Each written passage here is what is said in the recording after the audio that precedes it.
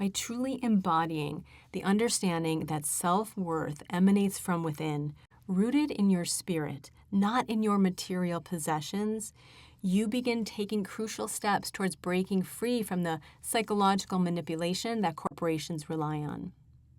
They thrive by instilling feelings of inadequacy, creating a false sense of dependency on their products for you to feel worthy or complete. Knowing your true inner worth disrupts their abusive tactics, creating a resistance to these false pressures. Corporations must be held accountable. Governments and consumers alike must push for transparency, ethical labor practices, and sustainable production models.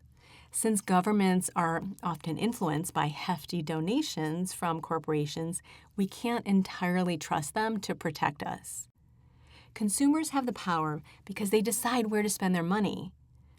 Ultimately, shifting away from excessive consumerism requires redefining success and fulfillment. Real happiness doesn't come from accumulating things.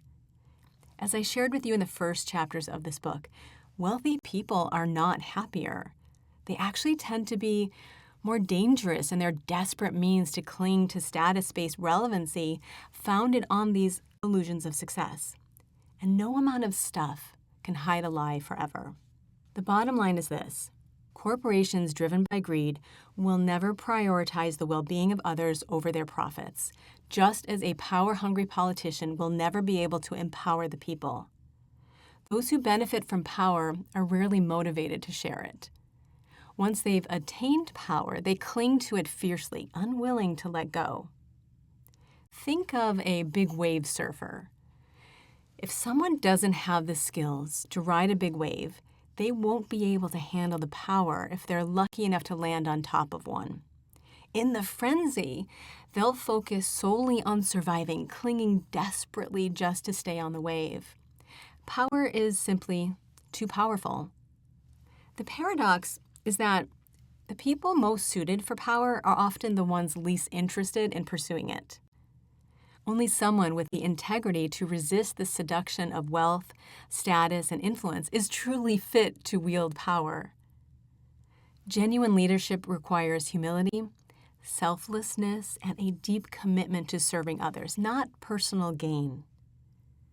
The challenge lies in creating governance and platforms that elevate such individuals and allows them to be heard, rather than rewarding those who are the most ruthless, ambitious, willing to sacrifice others for their own advancement, and/or blindly submit to a corrupt system.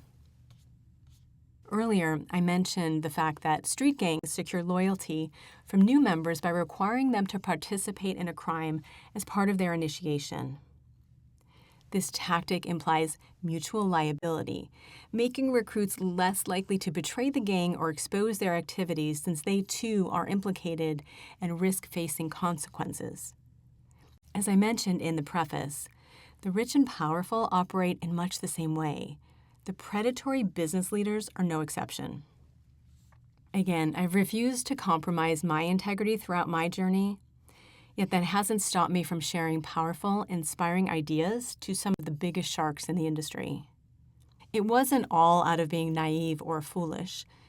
It was because my drive to create meaningful, positive change has always outweighed my ego's need for recognition.